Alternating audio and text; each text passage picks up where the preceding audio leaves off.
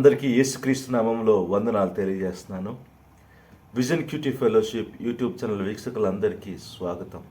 మీ అందరికీ నూతన సంవత్సరం శుభాకాంక్షలు తెలియజేస్తున్నాను. పోయిన సంవత్సరం అంతా కూడా ఈ యొక్క ఛానల్ని మీరు వీక్షిస్తూ మమ్మల్ని ఎంతో కూడా ప్రోత్సహించారు. దాన్ని బట్టి మీ అందరికీ మరొకసారి యేసుక్రీస్తు నామంలో వందనాలు. ఈ సంవత్సరంలో కూడా మీరందరూ కూడా ఈ ఛానల్ని వీక్షిస్తూ దేవుడు మన కొరకు ఉంచిన దీవెనలను వాక్యం ద్వారా మనము పొందాలని మిమ్మల్ని అందరినీ ప్రభు పేరిట వేడుకుంటున్నాను. మనం ఈ సంవత్సరము ఆది కాండము నుంచి ధ్యానాలు మొదలుపెట్టాం.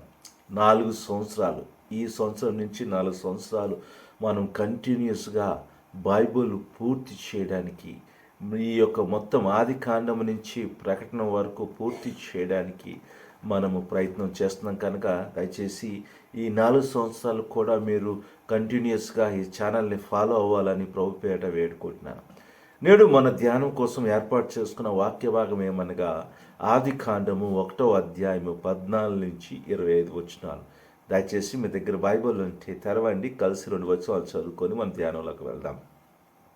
14-15 దేవుడు పగటిని రాత్రిని వేరుపరచునట్లు ఆకాశ విశాలమందు జ్యోతులు కలుగును కాకానియు, అవి సూచనలను కాలములను దిన సంవత్సరములను సూచించుటకై యుండు గాకనియు, భూమి మీద వెలిగించుటకు అవి ఆకాశ విశాలమందు జ్యోతుల యుండు గాకనియు పలికెను. ఆ ప్రకారము ఆయను.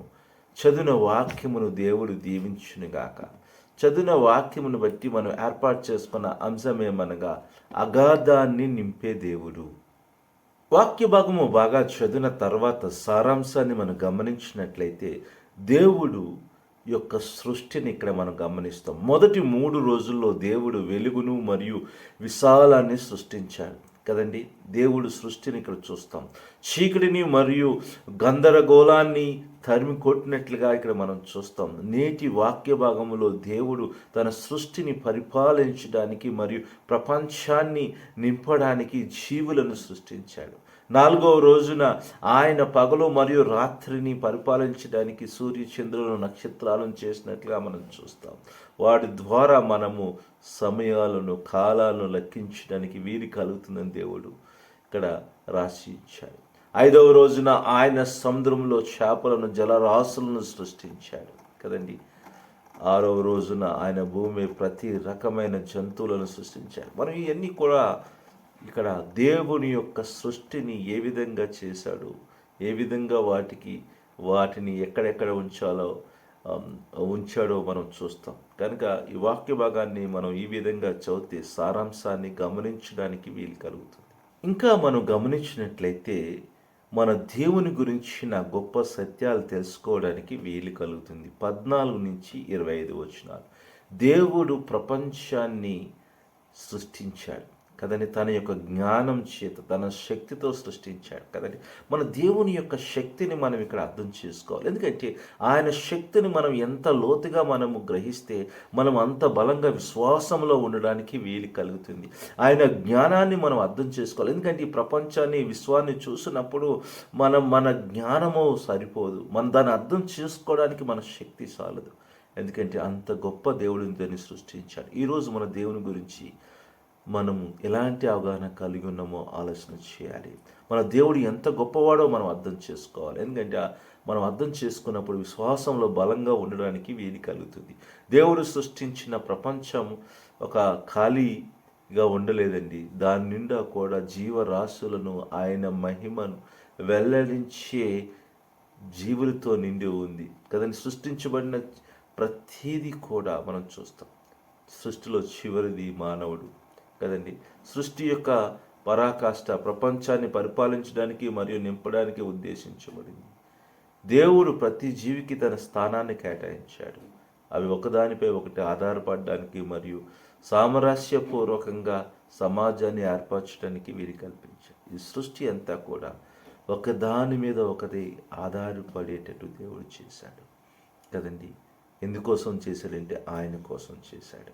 మన దేవుని లోతుగా అర్థం చేసుకుంటే మనము ఆయన సృష్టిలో నుంచి అనేక విషయాలు నేర్చుకోవడానికి వీలు కలుగుతుంది. 21, 24-25 అన్ని జీవులు దేవునికి ఏదో ఒక అర్థం కలిగి ఉంటాయి కదండి.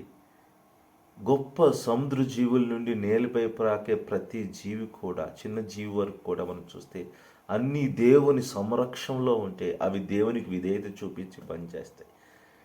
అయినప్పటికీ నేడు మనము ప్రకృతిని ఏం చేస్తాం, నిర్దాక్షిణ్యంగా నాశనం చేయబడుతుంది కదండి. నాశనం చేయబడుతున్న యుగంలో ఉన్నాం. ఈ రోజుల్లో అనవసరంగా మొత్తము నాశనం చేస్తున్నాం.